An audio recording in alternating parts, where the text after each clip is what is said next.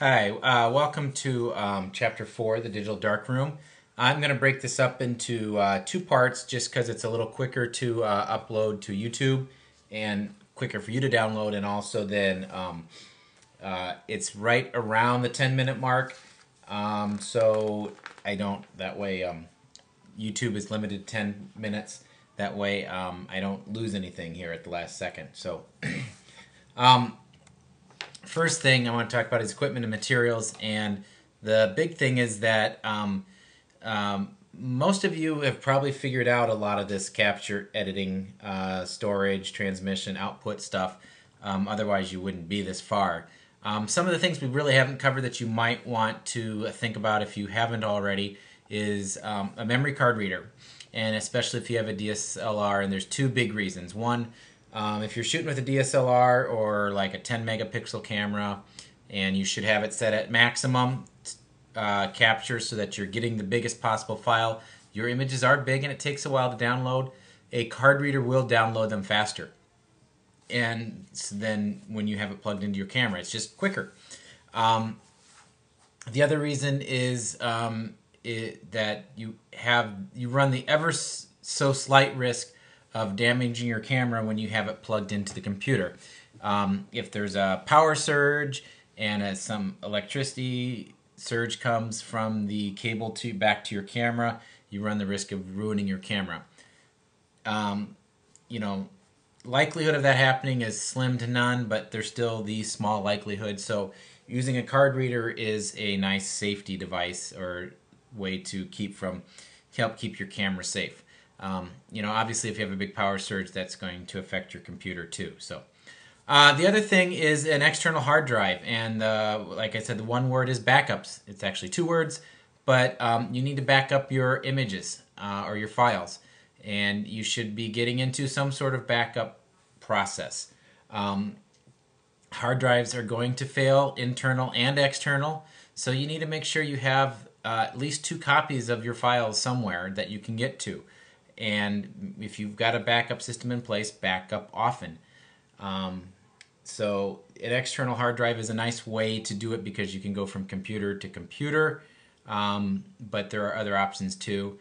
Maybe after you have it backed up to your external hard drive and you know you haven't used those images for a while but you don't want to get rid of them, you burn them to CD or DVD. That's another option too, or that's sometimes called archiving. The other thing too is it just cleans up space on your computer, and your computer will run faster. The external hard drive allows you to do that.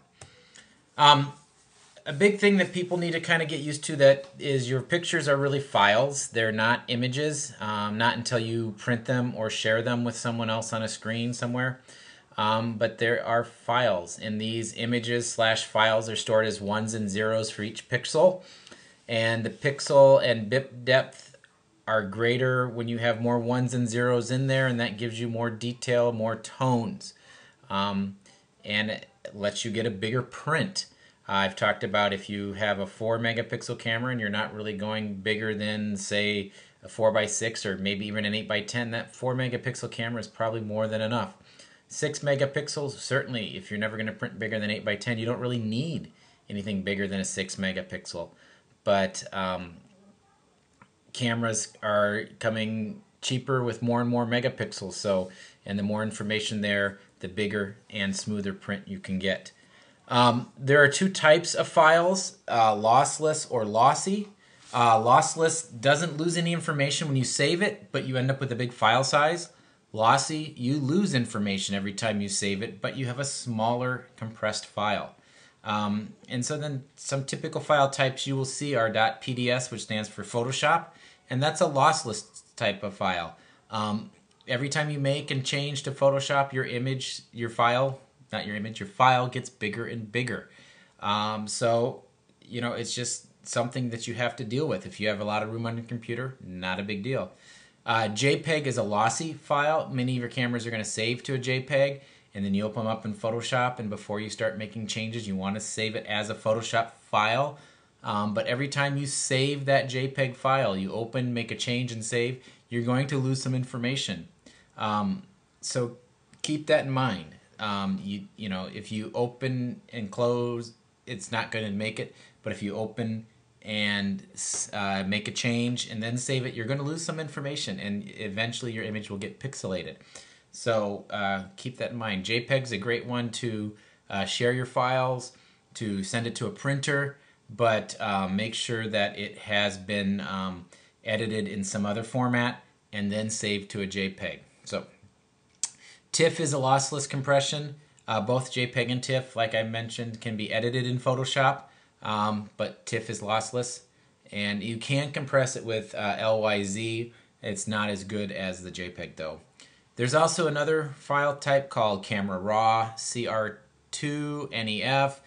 There's one I guess called PEF. I have not seen that, but those are all Camera Raw, and they usually require utility to open it up.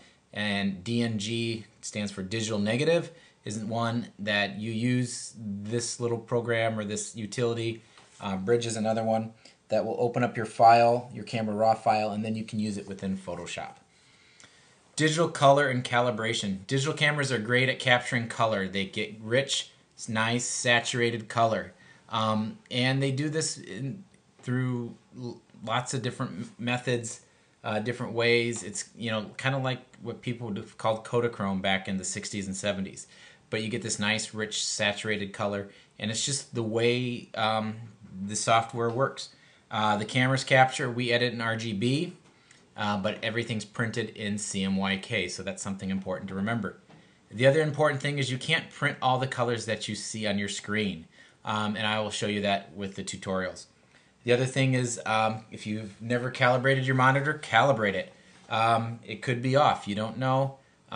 Use the calibration software that came with your operating system, or look for a third-party device, such as a Huey, that will help you calibrate your monitor. And realize too that other things affect the way your monitor looks. The desktop on your monitor, if it's in a blue or a bright color or something like that, that's going to be that's going to affect the way you see your images on the screen. Medium gray is a boring but nice color to have on your desktop.